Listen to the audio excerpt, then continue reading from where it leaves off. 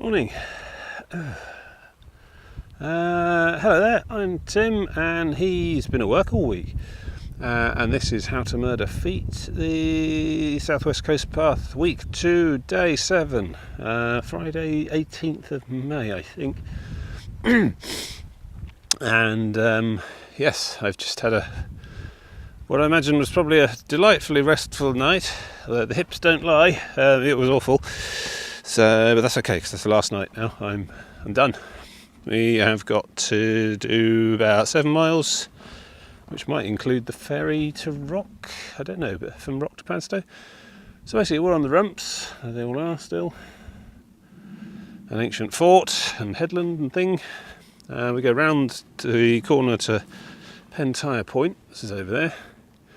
And then we swing south through Polzeath, where I intend to get some kind of pasty type breakfast type thing. And then from there we go south to a small village called Rock, where there is a ferry. I don't know what time the ferry starts, but I remember it being like a sort of like a Normandy landing, personnel lander type craft that just went backwards and forwards all day. It's literally less than a 5-minute trip, passenger only. I don't know how much it is, but I've got cash, so be all right. And that basically puts you on the harbour front at Padstow, which is basically me done. I might have stop and have a bit of a celebratory fish and chips, but then I think the plan at that point is to just immediately look for the bus stop and start making my way home, rather than spending far too long, a whole day knocking about in Padstow and then a night in a B&B and then doing that in the morning. Might as well just push on home, because one thing I've learned from this trip is when I come back here to do week 3, I don't want to do all that on the same day, so I'll probably travel down, then spend an evening and a B&B in Padstow and start out in the morning, so I'll have ample opportunity to sample Padstow's delights in September. Anyway, it's about 10 degrees, big high overcast sky there. You can just sort of make out a faint glow of dawn on the horizon. Sun's already gone up and through the clouds though, but yeah, it doesn't look like rain or anything like that, so that's good. And as predicted, no wind at all to speak of last night, so we were all good here. It was a good spot. I didn't even hear rabbits, so that's good. There's my backpack all ready to go. I'm going to make a start. It's probably going to be quite a short episode this time, but I think, to be honest, if you've got this far in on the series, then you're probably due a short episode. You could do with the rest, frankly. So, see you later. Oh, windy. So here we are, round the corner. That's all Tintagel stuff back that way. There's a lonely rock. And new vistas, new horizon. Trevose Head, I think, maybe. I don't know. Mother Ivy's Bay. Stepper Point here with this thing on. I'll probably be looking at that thing. Over that narrow flat strip of headland is Constantine Bay, a beach where I went on a couple of family holidays. The old Cornish bucket and spade seaside type thing. You'll notice it's all very flat, quite low lying over there, which is good. The guide says that it all calms down a bit from week 3 onwards. There's a lot more walking along dunes and flat bits. So, but that's not for this week. That's all next time. All that. So that's the Camel Estuary, Camel River, which goes inland all the way down to Wadebridge, about 20 miles. And I don't know if you can see Padstow from here. You can sort of see a bit of a building sticking out. I don't know, let's try zooming. Maybe, just there. That's where I'm aiming at. Anyway, looks like low tide, quite flat sandbars all the way through that estuary, so we'll have to see what that means for the ferry. I think they have a slightly different route during low tides, but I don't even know if it's running yet, but it's only about 7:30. And that's Polzeath. I think that's New Polzeath down there. That's Polzeath on the top. There's a little beach. So basically just coast on down this coast into town, see what's open, see if I can get something to eat. I'll definitely find a public convenience, that would be splendid too. And then around that headland, up and over, just a tiny bit of up and down. Call that up and down. And to Rock, where I should just wait around until the ferry is available. The ferry is allowed. The ferry is part of the Southwest Coast Path. There is no coast path that goes all the way back down to the west, down to Wadebridge and back. That's the Camel Trail. That's a different thing. Very popular with cyclists. That's something. I haven't seen any bikes on this trail at all so far. It's great. Well, I mean, they're not allowed on it. It's a footpath. It's against the rules. But then I'm not allowed to camp on ancient monuments. Swings and roundabouts. But it's nice not having to dive into the sea to avoid being hit by a mountain bike. It's just too rocky, I think, and too many steps for good biking. Even the most determined off-road extreme mountain biker would have trouble with this stuff. And there's a lot of places where you might tip yourself into the sea, but the slow speeds on foot mean you're less in danger. Oh look, seen lots of those little buoys with marker flags floating about down there. Quite a few around this area. It's lobster pots. There's a big lobster hatchery in Padstow. Might have to point a camera at it when we get there. Anyway, get a bit chilly up here, so I'm going to carry on, and I'm starving as well. So I've got a bag of cashew nuts, but I just get tired of nuts. I want a pasty. I've only had one so far. Right, so down and onward. There we go. It's a changing landscape. Someone took a massive bite out of the path there at that point. So we've gone round. Going down a bit now. Water still looks lovely. It's not quite as appealing now the sun's not out there. I imagine it's probably the same kind of temperature. Some fantastic rock pools along the base here. They're crystal clear. Seaweeds growing in them and stuff. Oh yeah. A couple of boats out as well. I've not seen that much stuff on the water since leaving the other side. Because there's not really any major harbours along the route. I mean, Bude's got a few little dinghies, but it's mostly sort of tidal. All the stuff sits there on its side at low tide. There's no proper harbours along this way. There's a few, coast breaks and stuff, walls, but yeah, fishermen and stuff, I guess, going off to get their lobster pots, see what they caught. Right.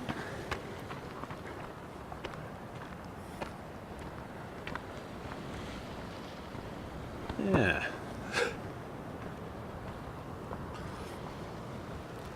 Ninja exercisists. Didn't hear him come in at all. Anyway, yes. Polzeath there. Now down near sea level here. Still relatively calm. Quite as glassy as it was yesterday, but not much surf today, not much waves. So yeah, so hopefully over there somewhere is somewhere I can get a pasty or a cup of coffee or something. Rocking up into there about 8 o'clock, I think.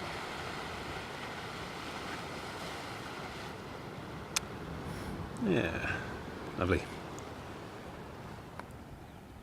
Yeah, high overcast, but benign. Doesn't look like it's going to rain or anything. Keep the sun off me a bit, I think. Covering my hands. Just short of lobster, I think. Probably wouldn't want to spend much longer out in it. Until it's getting on to civilised morning o'clock, because all the exercise people are out pounding the trail. I've already been up for about an hour, 2 hours. Yeah, different kind of lifestyle. Not sure I could do it all the time though. I would go feral. Talk to precious little people as it is in my normal life. Yeah. Well, you can look at that side of the river all you like, but we're not going up there this week. That's September, that. It's be interesting. Yeah. Oh, another jogger coming. Right, shutting down. Back in a bit. Yeah, getting there. Just past the sign saying rock 3 miles. So that's basically the end of my journey, because the ferry I don't have to do much walking with, and Padstow is the other side of the ferry. So it's good. Take a bit of a leisurely morning then, to be honest, to get breakfast. You can see a number of what look like pubs and shops and things, cafes down there. Whether any of them are open yet or not, it's another matter. Friday, it is holiday season, but they should be open during the week. But whether they're open this early, I don't know. I have to mill about a bit. Look at all these houses. Every one a sea view. So many of them are holiday lets though. I've been sort of looking, just come through a small load of houses there as well. And it's like almost every third house or second house has a holiday let sign in the window. And it's a real problem. I mean, you hear a lot about affordable housing crisis and lack of social housing and all the rest of it, and just the UK in general. But down here, it's even worse, because pretty much any house here is worth. You could rent out any of these houses for about 3 or 4 times their typical rental on a weekly basis for holidaying families, and so they all do. So God knows what the young your millennials growing up in Cornwall do. Move to Exeter, I imagine, or Plymouth, or just get the hell out entirely. There's just no one wants to build houses for locals, I shouldn't think, because they're just vastly less lucrative. So yeah, it's a bit of a problem, which I'm sure you can read about elsewhere and more informed places than me. But I do wonder how many of these houses are actually lived in by real people, as it were. Not nearly as many as you'd imagine, I expect. Still, it's a bubble that shows no signs of popping at the moment, I guess. You can see why. I mean, look at these fantastic views, and this is an overcast day. And what with Brexit and our increasing hostility to foreigners as a nation, I imagine that's going to do, secondary perk for the Cornish tourist trade. Mind you, they're always agitating for independence anyway. They want devolution, free cur now, all that. Anyway, enough rumination. I'm hungry. I must feed. Yeah. Too early for pasties, honestly. Says Cornwall, it's never too early for pasty.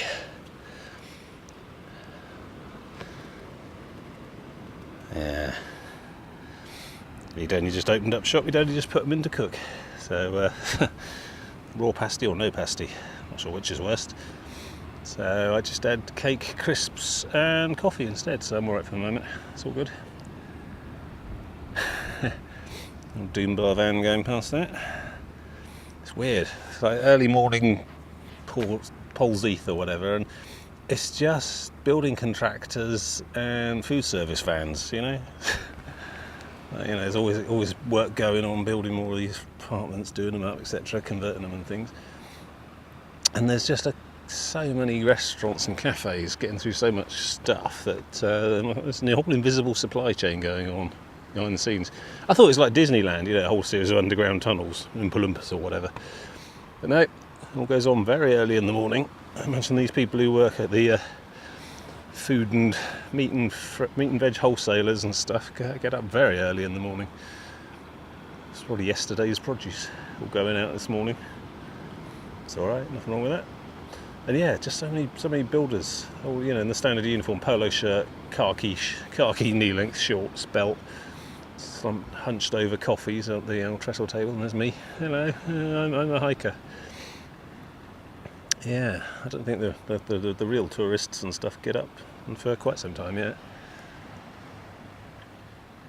So a school bus go through, of course. Yeah, I forgot it's a midweek. It's a normal week. There are school children that live here that need educating and things. But yeah, it's weird. It's part normal place and part theme park. I expect we'll see more of this as the weeks go on, as we go around the coast. That kind of ebb and flow of service industries. God knows what percentage of Cornwall's GDP is tourism related, but hugely significant amount, I imagine. So I've got 1.5 miles to a place called Damer Beach. I think probably 2.5 to Rock, and it's only about 8:15, so we're on track. I just need to meander. Mind you, my foot is starting to ache in a sort of more profound way than I've experienced so far. I think I probably could be just some sort of psychosomatic thing, my body knowing we're nearly at the end and letting go, but whether I'm starting to really tax my feet significantly this time today. I think what I'm missing is the woolen outer socks, which your avid viewers will remember I discarded on day 2 or 3 because they were causing me blisters, because my feet had swollen up or my boots had shrunk, or one of them. And that's all very well, it's been fine in that regard since, but that does normally provide me with a slightly additional layer of cushioning on the base, and so I guess I've just been feeling the impact through to the bone a bit more than I'm used to when I'm hiking, because I've only got the one pair of inner socks on at the moment. I've got some additional insoles inside the boot, sort of foam inserts inside the boot, so that's been helping as well. But I'm a big lad, 100 kilos thereabouts, and a bit more. and the bag doesn't help either. That's another, well, I don't know what it weighs now, but it did weigh 14 kilos when I started.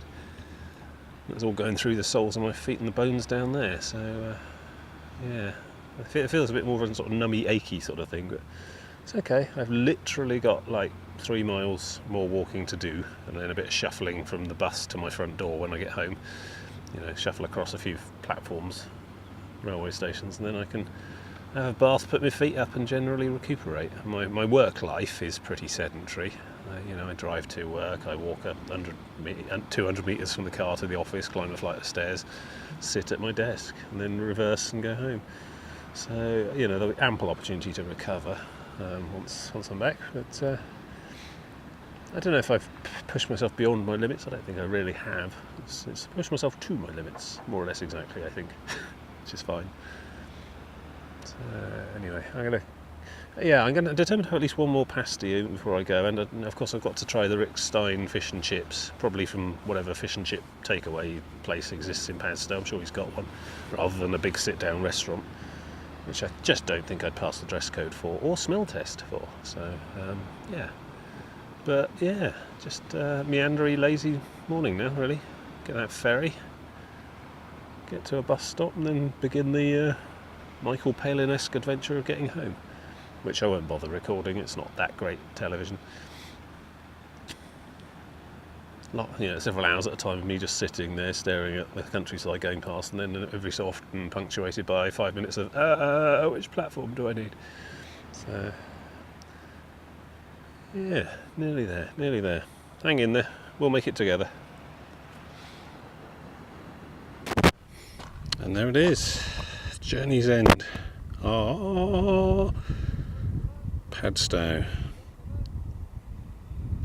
adorning the cliffs around the bay. It's a relatively, I wouldn't say major, but there's a harbour there certainly. There's quite a few things moored offshore as well. It's really shallow though at low tide. This whole river is like massive sand. Basically, you see that orange thingy in the middle? That is the navigable. I think you have to pass this side of that thing, because everything the other side goes. Yeah, there's a green one over there. You pass between the green and the red ones, because otherwise you're going to run aground. It's very shallow all the way out. We might be around at low tide. I don't know if it's low or high now. I think it might be high. And already you can see sort of sticking out dunes there. So yeah, there we go. That's 2 miles away probably. Yeah. Good stuff. More workmen building things there. It's astonishing the amount going on around at the moment. So, up and over that big hill there, something Skara Bray, I don't know. It had a name. I think you go around. You can just see the path on the side. One last up and down, and then on the other side of that hill we come into rock, and then we just have to sort out ferry, which I imagine is a relatively regular thing and probably not that pricey.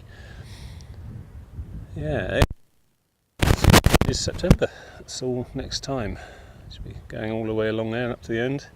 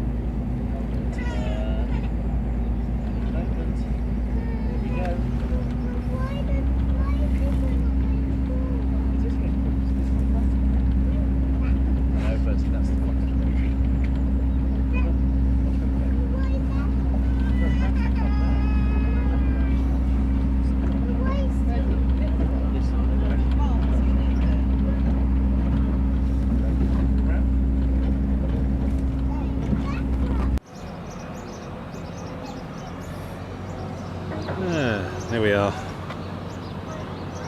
emptying a dredging barge there. I think it takes a lot of dredging to keep the waterway clear for this place. Got sand build up out in the Camel there. And scooping it into a lorry, taking it off to somewhere or other, building trade maybe. We got there. We got the National Lobster Hatchery. Apparently is a national treasure institution, something, conservation type project. You can go in and look around. I can't be bothered. And that there is the big Rick Stein thing. There's a cookery school and a restaurant and a fish and chip bar there that is not open for another hour. I don't know if I can be bothered to hang around that long. Different delis and stuff all up and down the end there. It's the outer harbour again. Metropole Hotel. And somewhere over there is a bus stop with a Blue Express to Bodmin Parkway, which is where I'm headed next, I think, once I've grabbed a pasty in the end. I don't think I'll bother waiting for the fish and chip bar to open. What can you do to fish and chips anyway to posh them up? So there we go. It's the end of week 2 of the South West Coast Path Bucket List Challenge thing. Generally, as advertised, a much harder week than the first, but apparently it gets a lot easier from here on. So in September I should be back here and probably going to try and push on to St Ives, way down in the far southwest toe of Cornwall. So yeah, thanks for watching. I'm not even doing this for charity. I don't do this for the likes or the subscriptions or any of that stuff. Do that if you like. Don't worry, do it for like. Not even doing it for charity, although if you want to give some money to charity, I can recommend Special Effect. Look those up, Google. They are a charity that specialises in adapting gaming peripherals for disabled children so that they can enjoy computer gaming. They do some good work. But, you know, don't do it because I've had a hard week on a footpath. Do it because you want to do it, you know. It's fine, or don't. So, with that, I'm going to wrap up and try and find a pasty and then make my way home. So, leave you with a final shot of the industrial craneage going on at Padstow Harbour then. Thanks for keeping me sane, and see you next time. Haddock and clotted cream. It's amazing what they can do nowadays.